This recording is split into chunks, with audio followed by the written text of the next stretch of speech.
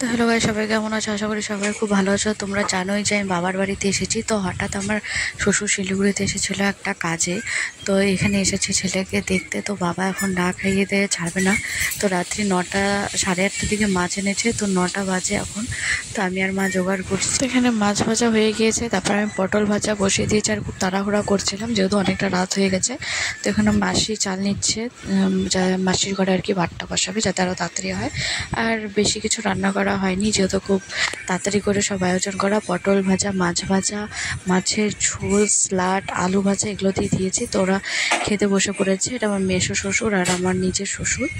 তারপরে আমরাও খেতে বসে পড়েছি। আমরা মাসির ঘরে খাচ্ছিলাম কারণ আমাদের নিরামিষ ছিল। আর এখানে আমার দাদা খুব লজ্জা পাচ্ছে ক্যামেরার সামনে আসতে। আর আমি তরকারি করেছিলাম মাছের ঝোলটা, আরও খাচ্ছে আর বলছে যে তুই ভালোই দেখি রান্না শিখে গিয়েছিলিস। তাই তো আমাদের খাওয়া দাওয়া শেষ। আজকের এই ছোট্ট ব্লগটা এটুকুই ছিল।